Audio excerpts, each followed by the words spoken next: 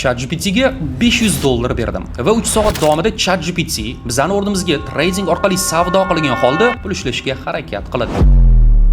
Menimcha ChatGPT'ning maqsadi bugungi balansimizni silib qilish. Ko'rib turganingizdek bolalar, hozircha holat aniq emas. Bitta bitimimiz plusda, bittasi minusda. Stop. Prasatga bunchalik darajada bo'lmash kerak. Mana aynan shu narsadan ham biz qo'rqqan edik va to'g'risini aytadigan bo'lsam, hozir balansga qarashga ham hayajonlanyapmiz.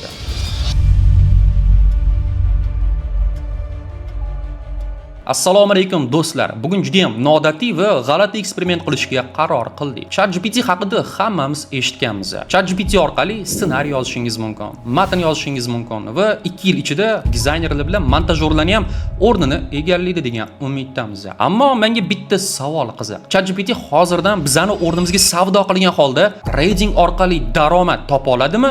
Yoki-da yo'q. Aynan o'sha eksperiment uchun biz $500 ajratamiz. ChatGPT bizani o'rnimizga maksimal darajadagi risk bilan savdo qilishga harakat qiladi. Men bugun umuman o'zim savdo qilmayman, faqatgina ChatGPT'ni aytganini qilaman xolos. Shaxsan meni fikrimga keladigan bo'lsak, menimcha sun'iy intellekt hali mukammal bizani o'rnimizga savdo qila olmaydi. Ammo bolalar 3 soatdan so'ng natijani sizlar bilan birga ko'rishga harakat qilamiz. Qani bo'lmasam ketdik. Bolalar eksperimentni boshlaymiz. ChatGPT'ga professional trader rolini berdik. Bizning vazifa birjani ekranni skrinshot qilgan holda ChatGPT'ga jo'natish. ChatGPT trader sifatida o'sha ekranni analiz qilgan holda bizga qaysi tarafga qarab bitim ochish kerakligimizni aytadi, nechinchi plicho bilan savdoga kirishimiz kerakligini aytadi va nima uchun o'sha signalni berganligini trader sifatida tushuntirib beradi. Xo'p, keling endi birinchi skrinshotni ChatGPT'ga jo'natamiz. Bolalar ChatGPT skrinshotni tahlil qildi va birinchi signalni jo'natdi. Uning fikri bo'yicha hozir short, ya'ni pastga qarab bitimni ochishimiz kerak ekan. Tavsiya etilayotgan yilki esa 25-plicho hisoblanadi. Сделка plusga kirish darajasi 87% gacha. Nimaga asoslanib bu signalni berdi deydigan bo'lsak, asosiy trend tushuvchi bo'lganligi uchun ChatGPT ham bizga pastga qarab bitim ochishni maslahat beryapti. Xo'p bolalar, kelinglar kerili plichoni o'rnatadigan bo'lsak, 25-plicho o'rnatildi. Savdoga $200 bilan kiramiz. ChatGPT maslahat berganidek sellga, ya'ni pastga qarab bitim ochamiz. Gap bo'lishi mumkin emas, birinchi bitim to'liq tarzda ochildi. Xo'p bolalar, kelinglar ikkinchi skrinshotni ChatGPT'ga jo'natamiz.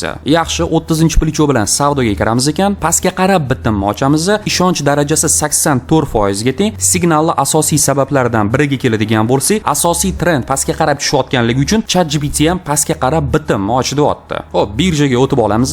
30-plichoni o'rnatamiz.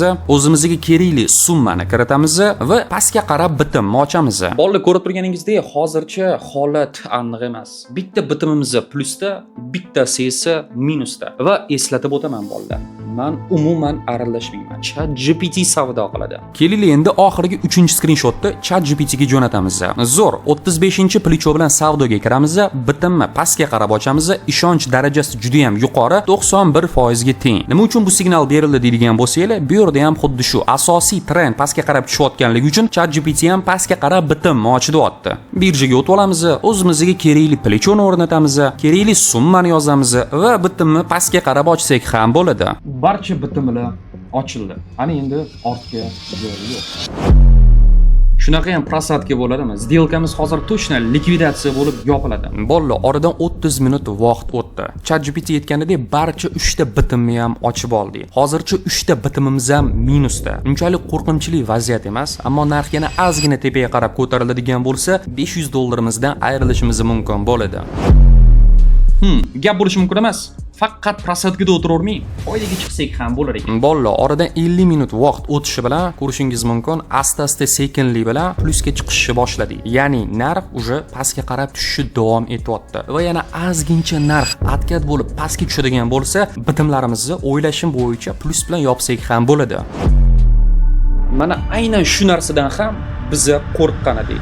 Va to'g'risini aytadigan bo'lsam, hozir balansga qarashga ham hayajonlanyapman. Bolalar, oradan 1 soat vaqt o'tdi va vaziyat keskinlik bilan o'zgardi. Narx bizga qarshi qimirlashni davom etmoqda va prasatkamizga ahamiyat beradigan bo'lsanglar, uje $120 cha minusdamiz va narx yana ozgina tepaga qarab qimirlaydigan bo'lsa, сделкamiz likvidatsiya bilan yopilishi mumkin bo'ladi. Ekranda ko'rishingiz mumkin, sariq liniya bor. Narx o'sha sariq liniyamizga tegadigan bo'lsa, bo'ldi. Bu degani $500 ayrilamiz degani. Bolalar, menimcha ChatGPT depoziti maqsadi bugungi depozitimizni sliv qilish. Bolalar eksperimentimiz tugashiga rovna 1 soat vaqtimiz qoldi va 1 soatdan so'ng biz aniqlaymiz, ChatGPT bizning o'rnimizga savdo qilgan holda rostdan ham pul ishlay oladimi yoki-da yo'q. Bolalar bitimlarni yopganimizda yo'q, aytganimizdek, yoki-da bugun depozitimizni yo'qotamiz yoki-da foydaga chiqamiz. Oradan 2 soat vaqtimiz o'tdi. Biz uje foydaga ham chiqishga ulgurdik. Foydamiz hozir $84 tashkil etyapti, ammo biz bitimni yopmaymiz. Aytganimizdek, ChatGPT ga rovna 3 soat o'rnimizga savdo qilishga ruxsat beramiz. Rezultatni esa oxirida ko'rishimiz mumkin bo'ladi. Stop. To'xtanglar. Bolalar to'g'risini aytadigan bo'lsam, bunga o'xshash rezultatni bizni aniq kutmagandik. Foyda olish nariroqda tursin, zarar ko'rmasak katta gap deb o'ylagandim. Bolalar, eksperimentni yakunlash vaqti keldi. To'g'risini aytadigan bo'lsam, biz bitimlarni uje yopganmiz, ammo natija bizani hayratda qoldirdi. ChatGPT ga biz $500 byudjet ajratgandik, o'rnimizga 3 soat savdo qilasan degandik. Va ChatGPT bizani $500 bolalar $711 ga aylantirdi. Sizlarga ko'rinyapti degan umiddaman. Ya'ni 3 soat ichida ChatGPT bizga $211 sof foyda olib keldi. Otabek aka, bitimlarni yopganmidingiz degan bo'lsanglar, albatta, ammo ekranni zapis qilgan holda isbot tariqasida o'sha jarayonni ham videoga olganmiz. Marhamat, ko'rishingiz mumkin.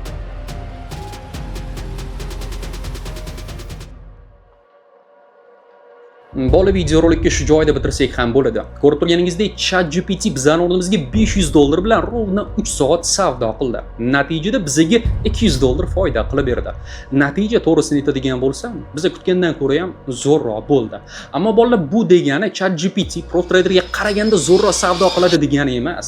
Bu videorolikimiz sizlar uchun juda ham foydali va qiziqarli eksperiment sifatida bo'lib qoladi degan umiddamiz xolos. Keyingi videorolikimizda esa biz $1000 byudjetda aynan Prof o'rnimizga savdo qiladigan trading robotiga berib ko'ramiz va natijani sizlar bilan birga kuzatamiz. Kim zo'rroq savdo qiladi? Oddiygina ChatGPT yoki-da trading uchun yaratilgan Prof robotmi? Gap Wellness Finance robot haqida ketyapti. Va bolalar, Okamilov Invest kanali uchun biz 900 million byudjet ajratganmiz kontent uchun. Aynan o'sha pullarni ishlatgan holda biz qiziqarli kontent, qiziqarli videoroliklar va eksperimentlar olishga harakat qilamiz va obunachilarimiz orasida pul tarqatishga ham urinamiz. O'shaning uchun kanalimizga obuna bo'lib, bu videoroligimizga like bosishni ham unutmanglar va bolalar, har doimgidek keyingi videorolikda ko'rishguncha sog' bo'linglar, charchamanglar. Jel bolsa da men sinbayman, Kamilo mening atim, mening yo'lim. Qurg'agan guldey bo'ldim bir kezder, jel ushurdi meni, yo'qoldim men o'zim. Biroq qayta gul dedim, sinbadim, nem Kamilo endi esim esda qolar mangu. Qurg'agan guldey bo'ldim bir kezder, jel ushurdi meni, yo'qoldim men o'zim. Biroq qayta gul dedim, sinbadim, men Kamilo endi esim esda qolar mangu.